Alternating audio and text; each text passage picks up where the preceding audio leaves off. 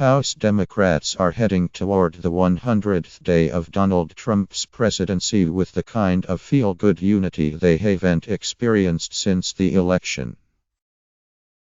Coming off a rowdy recess where Republicans continued to be skewered by constituents on everything from health care to Russia to Trump's tax returns, Democrats say walking through the political wilderness isn't so bad, at least for now. It's a stunning reversal from the despair dominating the caucus just a few months ago when Trump entered the White House, and Republicans seemed poised to wreak havoc on Democratic priorities. Donald Trump's administration is a complete and utter disaster, and Paul Ryan's leadership is so lackluster and weak. Rep. Ruben Gallego, D.S., a frequent thorn in his own leadership's side, said in an interview, "I think we're seeing a resurgence in the Democratic Party. House Democrats are ready to flex their muscles, providing a list of demands Republicans must meet if they want Democratic votes to keep the government running beyond Friday. And they could be key players on tax reform and infrastructure in the coming months, if Trump ends up needing bipartisan buy-in."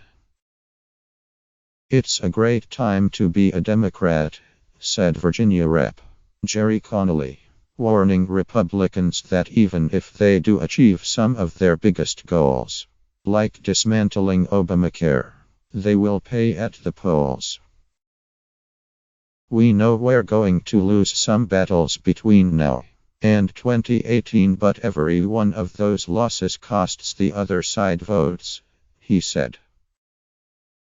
A surge of energy rippled through the Democratic caucus last month after Republican attempts to repeal Obamacare crashed and burned in dramatic, multi-day fashion.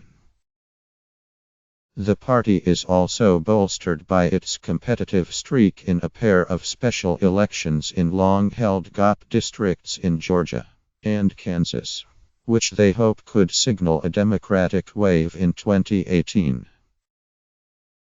The president is coming up to his first 100 days with very little to show for it, said New York Rep. Joe Crowley, chairman of the House Democratic Caucus. "I think Democrats are buoyed by what they see happening." House Democrats emerged from the election shell-shocked. Trump had won the White House. Republicans still controlled the Senate. And House Democrats only picked up a handful of seats, despite boasting about the potential for double-digit wins. But after a series of self-inflicted stumbles by the administration and Congress, including the Obamacare repeal implosion and botched travel ban, Democrats say they haven't faced the doomsday they were forecasting in November. The turnaround is remarkable for a caucus that just a few months ago, fearing several more years in the House minority, saw a brief challenge to House Minority Leader Nancy Pelosi's leadership. Now, some members are even talking openly about the possibility of taking back the House in 2018. They would need to pick up 24 seats, an uphill battle to say the least. But the chatter speaks to the optimism the caucus is feeling. And Gallego, who voted against Pelosi in last year's leadership race, said the good fortune will lead to high expectations in November 2018. "I'm happier than I was a couple months ago," Gallego said. "But if we cannot pick up the 24 seats within the first 2 years of this presidency, then we need to reevaluate our whole leadership structure, because we are essentially going to be in a long, prolonged legislative desert." In the immediate future, House Democrats have significant leverage in ongoing talks to keep the government open beyond the April 28 deadline. With hardline conservatives frequently opposed to spending bills, Republican leaders will likely need a number of Democratic votes to avoid a government shutdown. And Pelosi is nothing if not an expert vote counter. Democratic leaders say they won't accept a Republican proposal that funds Trump's proposed border wall, pours federal dollars into a deportation force, or blocks federal grants for sanctuary cities.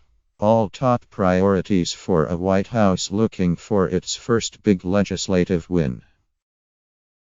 Democrats also say Republicans must agree to maintain Obamacare subsidies for lower-income people in the spending bill, a program Trump has threatened to derail. Some members are also threatening to withhold support for any short-term funding extension, which is likely to be needed, unless the broad outlines of a larger deal are already agreed to by both parties. With a spending deal elusive, Democrats also say a Republican push to hold an Obamacare repeal vote soon, possibly in the middle of bipartisan funding talks, isn't helping negotiations. I think, once again, it's tough to ask for Democratic cooperation on one issue when you're engaged in this wrecking ball mission on the other. Especially since the two may very well be linked, Connolly said. At best, in Democrats' minds, Republicans fall on their face again on health care, dealing another embarrassment to House GOP leadership and Trump. At worst, the bill makes it through the House where they think it has a good chance of dying in the Senate. I think it's foolhardy to try to resurrect that bill, Crowley said. The likelihood of that bill passing the Senate is so remote it is not even remote. It's not going to happen. But for every House Republican that votes in favor of the repeal, Gallego reasoned, the 2018 campaign ads will have written themselves.